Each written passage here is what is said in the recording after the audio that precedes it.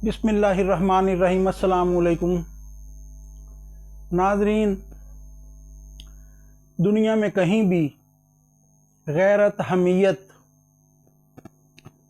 अपने वतन के लिए कुर्बानी की बात हो, मिसाल कहीं पे भी हो, आपके लिए मशअल राह बन जाती है अगर आप चाहते हैं कि आप वहाँ से सबक हासिल करें। अमेरिका और वियतनाम की जंग लगी। एक तरफ सुपर पावर थी उस वक़्त की और एक तरफ इंतहाई गरीब मुल्क वियतनाम। जब जारहियत की वहाँ पे अमेरिका ने, उन्होंने उसके ख़िलाफ़ अलम बगावत बुलंद किया और अपनी जद्दोजहद शुरू कर दी। जब वो जंग तवालत अख्तियार करने लगी और फ़ौजी अमवात अमेरिका की ज़्यादा हो गई तो उसे नज़र आ गया कि अब शिकस्त करीब है। तो उसने वियतनामियों को मुज़ाकरात की दावत दी और तय पाया कि आप पेरिस में तशरीफ़ लाएं, वहाँ हम मुज़ाकरात करेंगे, इसका कोई हल तलाश करते हैं। वियतनाम की तरफ से 2 औरतें और 2 मर्द मुज़ाकरात के लिए मुंतखब हुए।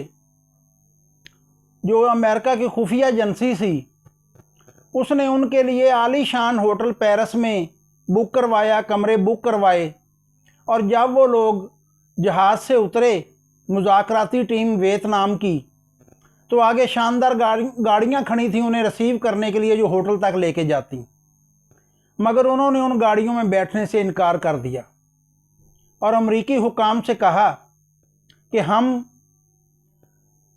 अपना इंतज़ाम खुद करेंगे रहने का, आपके मुकर्रर वक्त पे हम पहुंच जाएंगे जहां मुज़ाकरात करने हैं। उन्होंने पूछा आप कहाँ रहेंगे? उन्होंने कहा एक वियतनाम का तालिब इल्म यहाँ पढ़ता है, हम उसके यहाँ ठहरेंगे। वो उसके घर गए, वहाँ ठहरे और मुकर्रर वक्त पे जब मुज़ाकरात की तरफ तशरीफ़ लाए तो अमरीकी हुकाम ने उनसे मुसाफा करने की कोशिश की तो उन्होंने इनकार कर दिया। उन्होंने कहा कि हमारी कौम ने हमें इजाज़त नहीं दी कि दुश्मनों से मुसाफा करें, क्योंकि अब भी आप हमारे दुश्मन हैं, मुज़ाकरात अभी शुरू नहीं हुए। जब वो मुज़ाकरात हुए तो फिर उन्हीं मुज़ाकरात की बुनियाद पर वो जंग रुक गई।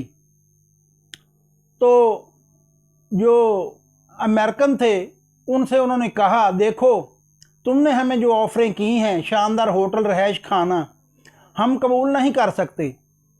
हमने अपनी कौम के लिए जो जिद्दोजहद की है, वो नदी नालों के पानी पिए हैं, घास पत्ते वगैरह खाए हैं और तुम्हारे ख़िलाफ़ जंग हमने जारी रखी है। हमें इन चीज़ों की ज़रूरत नहीं है। अगर किसी ने लड़ना है, अपनी इज़्ज़त नफ्स बचानी है, अपने मुल्क का दिफा करना है, तो वो निहत्ते भी और मुफलिस की हालत में भी लड़ जाते हैं। और जब ये मुज़ाकरात इख्तिताम पजीर हुए तो इन्हीं में से एक जर्नल था उस वक़्त, जर्नल जज़ाब उसका नाम था, वियतनामी जो रहनुमा थे, इनकलाबी, उनमें से एक था। 70 की दहाई में उसने एक अरब मुल्क के दारुल हुकूमत पे दौरा किया तो वहाँ वो मुख्तलिफ फ़लस्तीनी जो थे इनकलाबी, उनसे मुलाकात हुई। उसने जब उनका रहन सहन देखा तो उससे रहा ना गया। उसने कहा कि जिस कौम की आवाम खेमों में रहे और आप जैसे इनकलाबी रहनुमा इन खूबसूरत गाड़ियों और बंगलों में रहायश पजीर और अच्छे अच्छे खाने खाएं, मुझे उम्मीद नहीं है कि ये इनकलाब एक दिन सुरखरू होगा या अपनी मंजिल पाएगा। आपको अपना मेयार अपने अवाम के मुताबिक रखना होगा। ये हकीकत में वो तालीमात हैं जो रिसालत माब सल्लल्लाहु अलैहि वसल्लम ने दुनिया को दी। जब इसराइली वज़ीर आज़म 1967 की जो जंग थी अरब इसराइल, वो उस वक्त वज़ीर आज़म थी औरत इसराइल की।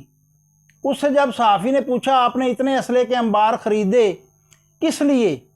उसने कहा मैंने जब भी मुख्तलिफ मज़ाहब की कुतब के मुताले किए तो मैंने रिसालत माब सल्लल्लाहु अलैहि वसल्लम की जो ज़िंदगी थी उस पे एक किताब जब देखी तो मुझे पता चला कि आपका जब विसाल हुआ तो आपके घर में इतना भी तेल नहीं था कि दिया जलाया जा सके, मगर आपकी दीवार पर 7 या 9 तलवारें लटक रही थीं, जो ये साबित करती है कि तारीख ये नहीं देखती आपने क्या खाया है, क्या पिया है, नाश्ता किस म्यार का किया है, वो ये देखती है कि फातेह कौन ठहरा। ये सबक है हमारे लिए और हमारे हुक्मरानों के लिए। मालिक हमें जज़ाए खैर दे, सलामत रखे। बहुत शुक्रिया।